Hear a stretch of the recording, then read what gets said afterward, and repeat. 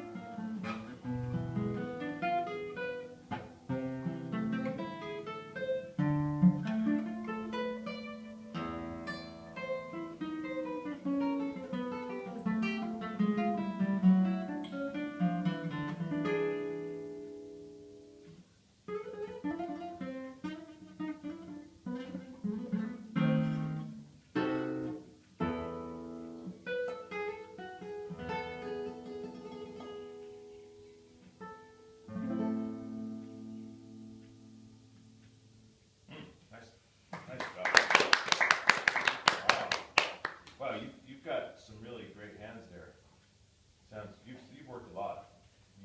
Yeah, I used to. I mean, I've always been trying to aim to get a good tone. Yeah. Instrument, so. But also your left hand, like the trills and stuff, like very strong, and you look really relaxed. So you're doing great work. And like the tone you were getting here, is, you were doing a little vibrato and stuff. Very, very nice. So are you working completely by yourself now, or do you have a teacher? Yeah, by myself. And that's great because you're obviously you have a really good foundation. Like, did you study in college or? I didn't really do. Didn't do a degree. And you had a teacher a long time ago. Yeah, right? I've got teachers on and off. Yeah. But Yeah. the good thing that I really learned a lot is because I was a rookie teacher, guitar teacher. So I okay. learned so much from just being a teacher. Oh, good. Yeah. Okay, Covering great. all the basics. Well, what you might consider every once in a while, like maybe once every 6 months or something, play your stuff for a teacher you really trust, just to kind of get someone else's viewpoint, because it's sometimes when we do it all by ourselves, we don't realize that little mistakes creep in that we don't notice, and the thing is, in some ways, you're playing this piece really, really well, but there's some wrong notes. And here, and so nothing really sounded like, oh, that's really, but because I know it a little bit better, you just sort of chose something different here or there. These are little details that, in the grand scheme of things, it doesn't matter that much, but it's Bach, I know. and Bach, there's one composer that he puts a note down, he really means it, it's like, it makes a huge difference. If you want a really good description of how important every note is in this piece, you should get a copy of, do you know Tilman Hoppstock? Do you know this? He's a German guitarist, and he's an amazing player, but he's sort of a musicologist, and he did a whole book, actually 4 books about the lute music of Bach. Can I write it down? Yeah, sure. And it's on your iPhone. Yeah, but I'll write it down. He wrote a book, and his chapter on this fugue. Take a piece of paper.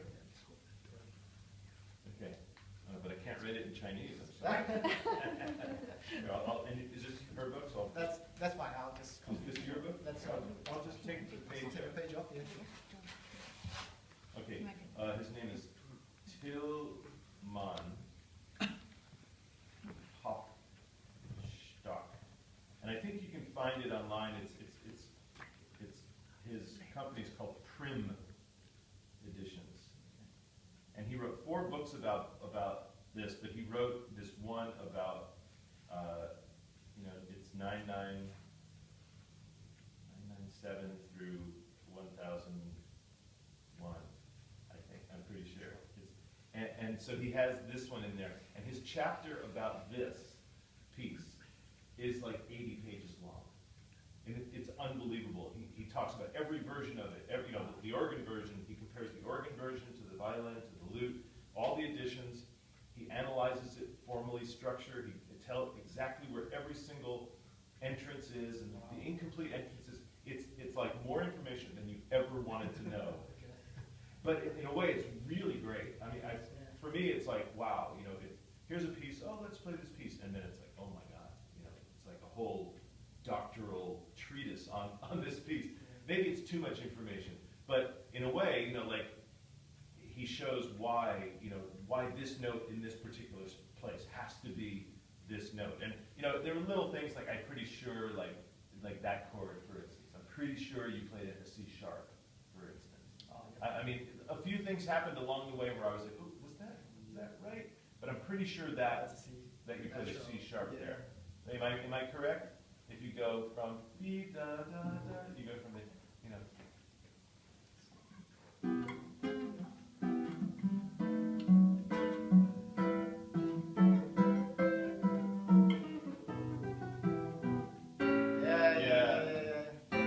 Yeah, it makes a big difference.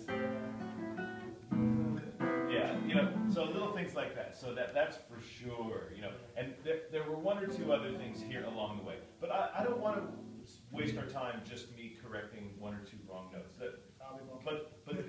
Well, the thing is that the reason it's good to have someone else listen is it's the problem of proofreading. If you write something, okay, I'm going to write an article, and then you check it for mistakes, the person who wrote it can't see the mistake because it's invisible to us.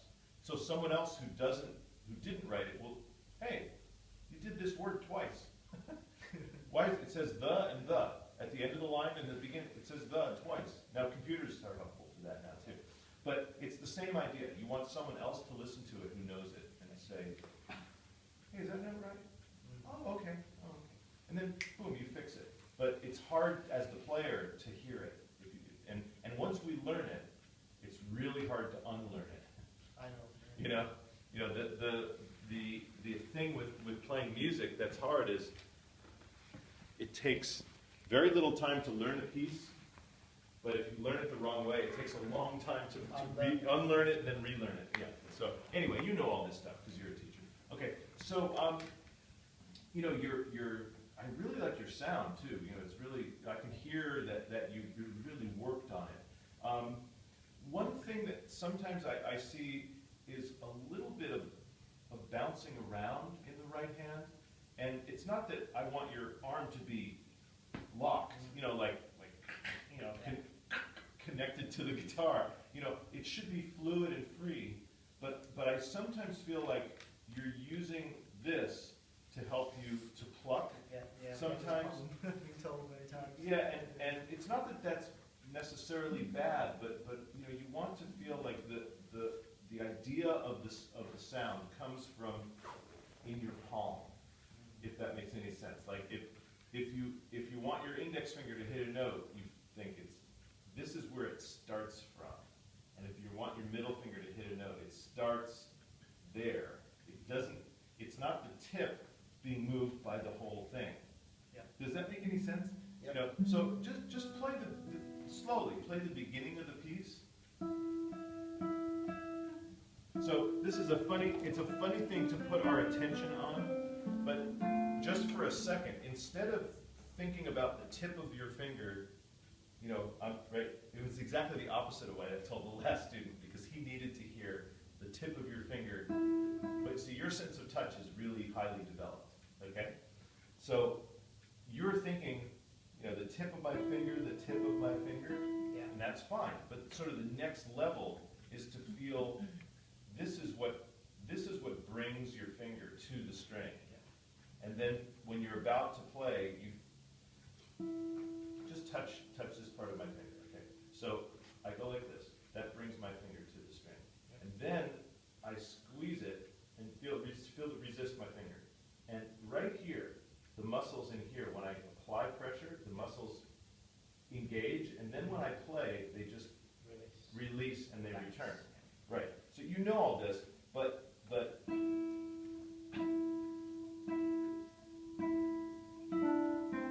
so what I'm thinking of is I'm going to reach in here. What's going on inside here? There you go. And okay, so you touch gently, right? And then apply pressure. When you apply pressure, you feel it squeeze a little bit in there, and then as soon as you leave the string, release it, and your finger comes back. Nice. Right, exactly. And then your M finger, when it needs to play, how do you bring it to the string? Gently, right? And then you apply pressure, and then you release it. Nice. And when you do it this way, I don't get that. Watch. What's the difference? So they can see. It's not. Yeah. But it's this. It quiets down this part of the hand because you're going to touch the string by moving your fingers. Using much less energy as well. Right. Much more stable. But for me, the moment for you to exaggerate is, okay, you gently touch, and it's the moment when you apply pressure that I want you to wait just a tiny moment before you let it go. And so that you feel the difference between the then the empty. It's like 3 separate steps. And the step that you're not used to feeling is the moment right before letting go. Exactly. And when you think about it, in a way, that's the only step, that's the only moment that actually counts. Because it's the only one where we've moved the string. And our sound is the response to how we move the string. And so if you push it a little, you get a quiet note, right? If you push it a lot, you get a loud note. So watch me play a loud note, okay? And I'll play a quiet note. And do I look any different? I mean, does any part of me look really different? Now, but a lot of players, when they play a loud note, they go, and they play a quiet note and they go, right? You know, and the thing is, the only thing that really counts is how much I've moved the string. And so if you feel that moment on the string more, not the touch, it's after you touch, and not the pluck, it's before the pluck, right? So I need you to. Now, and the other thing about this is it's also controlling the duration of the note. And a really important aspect to interpreting Bach is how do we decide what our articulation is, right? If you do all the notes the same length,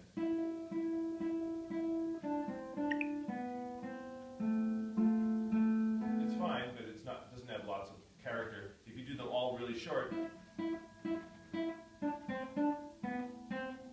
not so good, you know. And then the question is, well, what should my articulation be? And the answer is, there's many answers. If you look at Tilman's book, he has a list of 20 different performers, and he lists exactly the articulation that all of them do. It's ridiculous. Okay, the one I really like for this one is the articulation idea that, in general, the 3 repeated upbeat notes are leading to the downbeat note. Okay, and what we want to do is create this sense of increasing intensity that is released on the long note. And so what I think of is the first note is almost legato.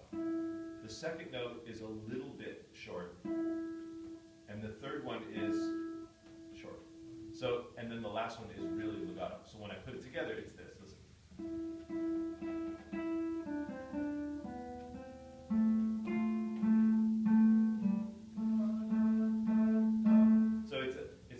Gradually decreasing length, but the shortest one is never too short. And here's the reason: if the short note is shorter than a 16th note, do you call it a 16th, or you call it a semi-quaver? Okay. Then instead of accenting the long note that follows it, here's the correct way. Exactly a 16th note. If I do it shorter than that, listen to what happens. So I did it really short, and what it did was it actually put an accent on the short note itself. That's true. You know, so a little, just the right amount of shortness gives us this feeling of release.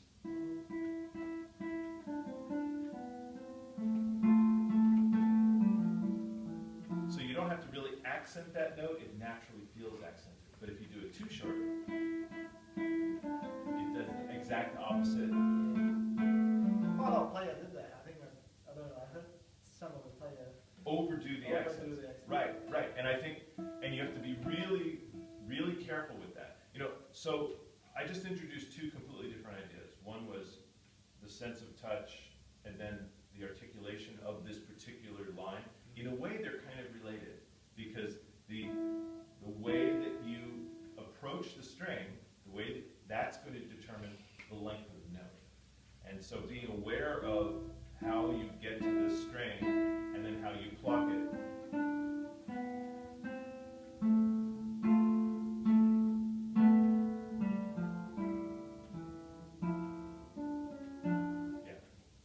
You know, and it really becomes an issue when you have this, like the wonderful part, like here, where it's so great, you know, where you have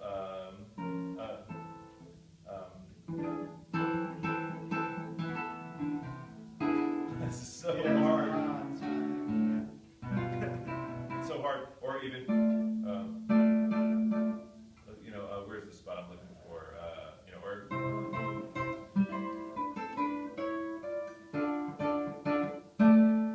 see, and if I do the articulation, or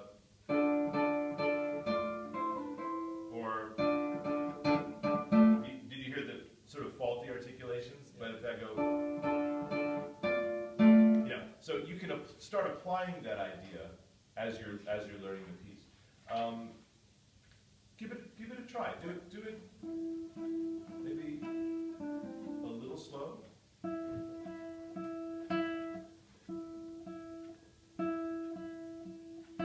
So I'm sorry to stop you, but you're just putting an accent now on that. On that. Yeah, and it doesn't need an accent. You shouldn't play it any louder.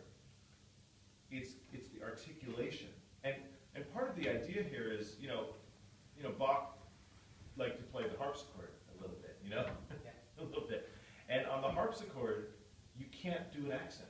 You could hit it with a hammer, or you could hit it with a feather. The note's the same level, So the way they developed the idea of accenting without dynamics was it was articulation. The more separated, the more the next note felt like it was accented, and that's the real importance of articulation in Bach, in Baroque music. So don't think accent.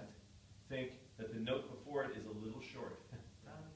If you hum it, if you go bum bum bum bum bum bum bum bum, and when you do it with your mouth, if you want a note more accented, you need a little more time to prepare it, right? Dun dun dun dun. But you don't go dun dun dun da. Right? That's too loud. Try it. Nice and slow.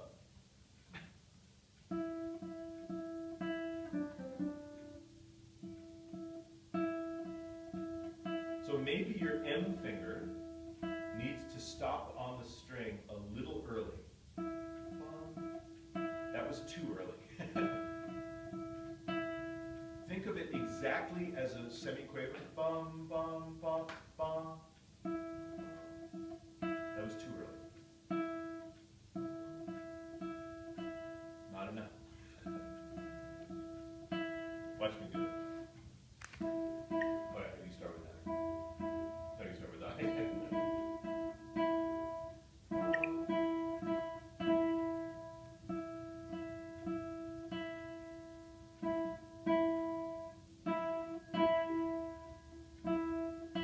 You want to feel like the cushion of your fingertip is the thing that stops the note. Look.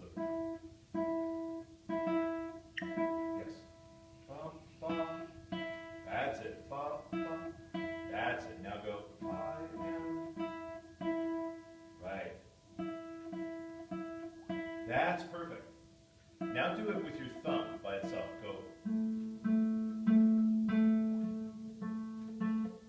That's it. Exactly. And it would be really good for you to play just each entrance by itself.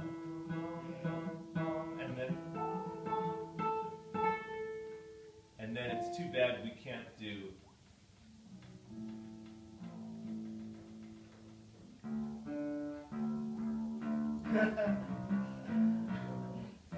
Yeah, that was nice. which it should be, right? Yeah. But we can't. But so you have to go. So just do that. Do each one of these just by itself. And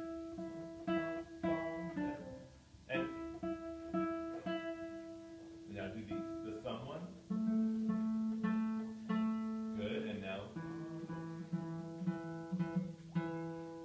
And then.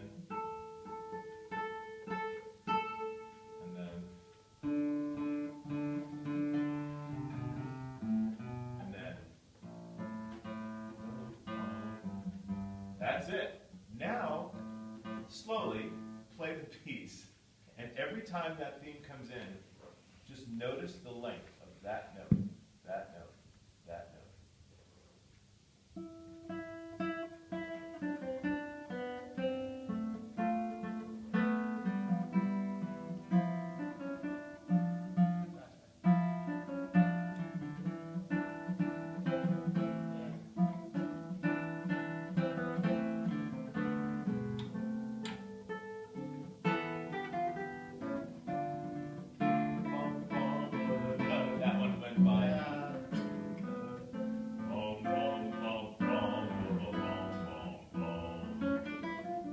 idea. So does that give you a little idea to work with? Yeah. Now the other thing about it is, if you just establish one articulation and you say, I'm going to always do it that way, maybe that's almost a little bit too inflexible musically, and it sort of depends on the character. Like this one maybe is the sort of the big one, right?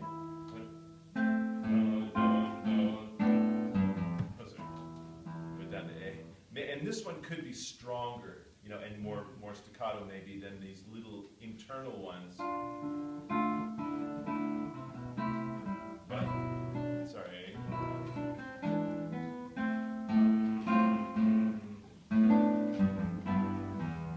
You know, okay. And then maybe this one, I always think of if Bach was playing this, he was playing on the organ. You know, maybe he's going, just so they can hear the spot I'm talking about.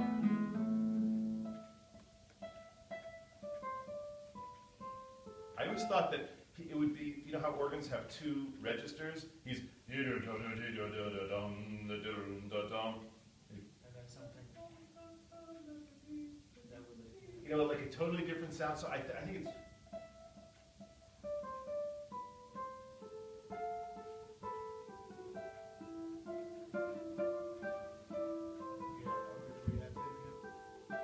I think it can be delicate. Very sweet and delicate. Julian Green played the other one. He played so heavily. Very Well, I think he can do it because he's great. And then I hear it.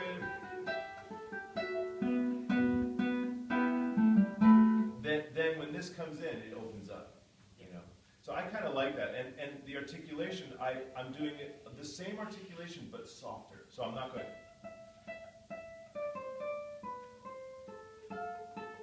But I'm doing it, but just a little hint.